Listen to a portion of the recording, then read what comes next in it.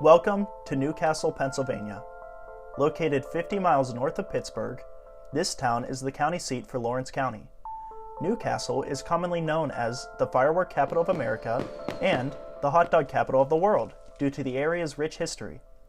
But that's not all this area has to offer, including several parks, museums, community events, and ghosts. Throughout those decades, for many, many people, that's where they spent the last years of their lives. And many of those people oftentimes had no other family. So there's certainly a great deal of history in that building, and it did serve the needs of many, many people who otherwise would not have been able to provide for themselves. So a lot of good happened there. This is not a scary place for people to come. We don't want it to be that. Do people get scared here when things happen? Yes, sometimes they do, but this is not like a fright night kind of place to be, and we're not looking for it to be that way.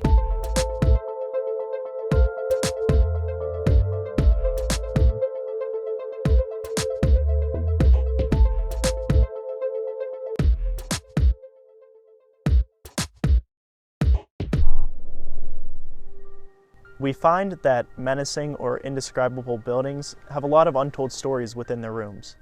Within each of these rooms, someone lived out the rest of their days, only allowing those individuals who knew them closely to understand how they got there, who they were, and their final wishes.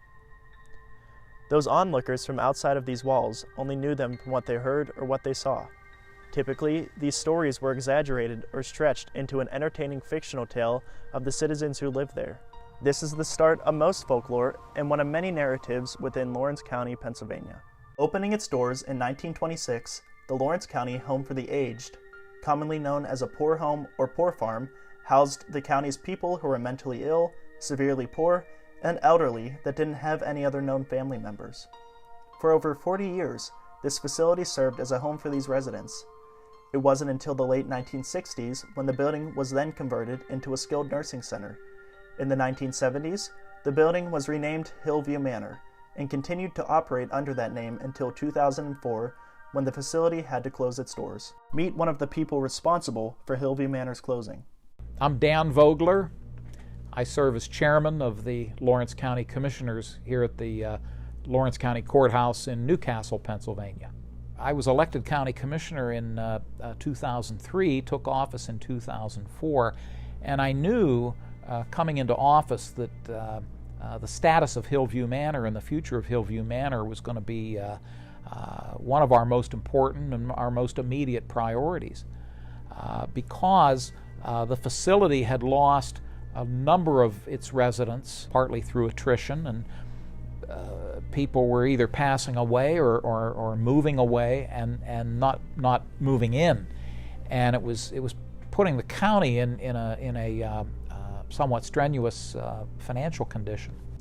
We looked at the numbers, we looked at the financial records for Hill View Manor, and more importantly, we looked at the financial projections for Hill View Manor, and we knew that from that standpoint, fiscal standpoint, it was going to be a real challenge to keep it operating. We then looked into determining if there was sufficient space in privately owned nursing homes here in Lawrence County that could accommodate the remaining residents at Hillview. And we determined that there were enough beds throughout the county that these people could move to, and we had the assurance that they would be well taken care of. So the three of us, myself and my other two fellow commissioners, did make the determination that we were in fact going to close the facility. And we would only do it once all of the residents were placed in other nursing homes throughout the community. We voted to close it.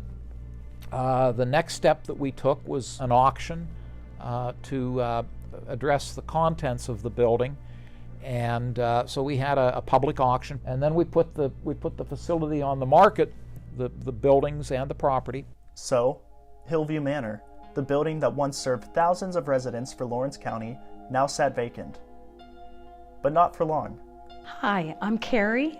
I'm the owner of Haunted Hillview Manor. My mother bought the building in 2005 and shortly passed away after that.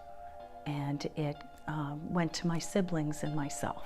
The building was empty for a little bit of time, and we were trying to figure out whether we were going to turn it into apartments or condos, and weren't sure. And then we were approached by someone to ghost hunt, which we thought was odd.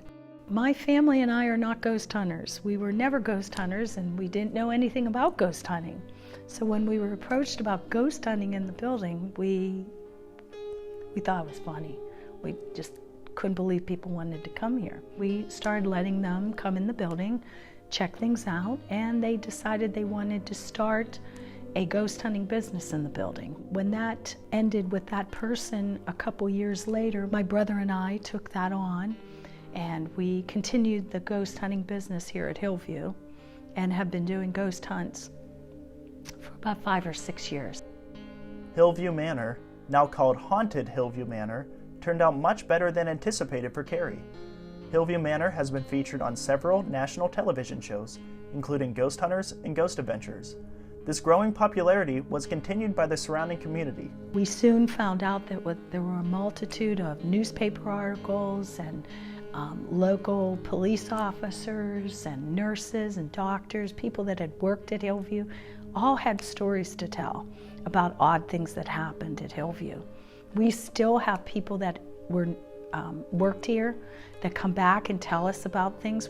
Stories came out about residents that have never fully left the building and creepy occurrences that had happened to workers while in Hillview Manor.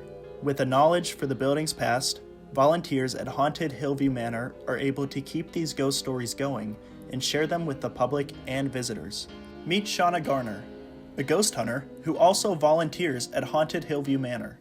Carrie called a bunch of groups that would hunt here regularly last year to help fill in for the remainder of the season. So one of the groups was my friend's group, Banshee Paranormal. We didn't want the building to be torn down or destroyed or anything like that, so we wanted to do whatever we could to keep it going. So that's why we made sure that Carrie could sustain the ghost hunting tours and things through here by helping her out. Shauna, like many others, have experienced paranormal activities in Hillview Manor. I have had a few experiences. I've seen shadow people on 1 North.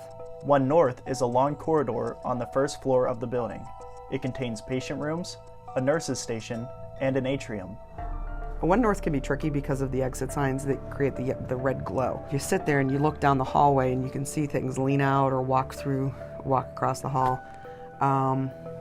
I've seen footage of shadows on our DVR on 1 North.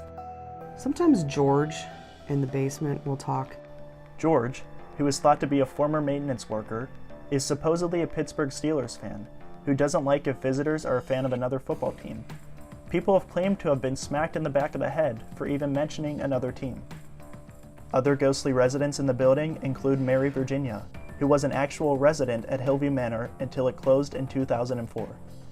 Mary had cerebral palsy, which placed her in a nursing home since she was a child. She loved costume jewelry and baby dolls, which visitors to this day still leave for her in her old room.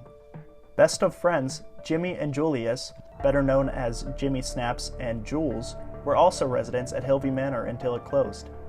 Known as Hillview Manor's troublemakers, Jimmy would carry around a Polaroid camera and offer to take a person's picture for a cigarette, but most of the time he wouldn't have any film in his camera. The youngest of these paranormal residents is Jeffrey, a 12-year-old boy who was believed to have lived in the building when it operated as a poor home. He is thought to be a lover of baseball and Babe Ruth, and will often play with various toys within his room, even to this day. Despite all of these stories, these ghostly residents aren't mean-spirited. For the most part, this building is very, very even-tempered, is a good way to put it. I always tell people that if you're a novice for ghost hunting, Hillview is a great place to come to because it's active all the time and there's nothing really, really terrible here. So it's not going to be evil or malevolent or anything like that. There might be some cranky old people, but they're cranky old people, so give them slack. With all of these tales of ghost hunts and paranormal activity, Hillview Manor not only opens up their doors to ghost hunters, but also to the surrounding community. We have a wedding tomorrow here, so yeah, they're getting married in the chapel. So, that's going to be fun. So we have a high school dance at the end of the month up in the cafeteria. So that's going to be fun. We do some community events with our local police department, doing a kids trick-or-treat. We have a HillCon event. We've got a psychic fair. We do different things here at Hillview. So I guess we're part of the community. I think we're an odd part of the community. From 1926 until the day Hillview Manor closed in 2004, thousands of people, including the like of Mary Virginia, Jimmy Snaps, and Jules, all added to the layers of paint on the walls that tell the narrative of visitors today. Peeling back the layers, people like Dan Vogler, Shauna Garner, and Carrie Trico keep the stories of Hillview Manor alive. Their storytelling, as well as the community's collective memory, keeps the interest of the building relevant. The power of folklore and the impact it has on its surrounding community is seen today within Haunted Hillview Manor. As a center for entertainment, economic prosperity, and preservation, this is just one of many examples of local folklore and the positive impact it can have on a community and its citizens.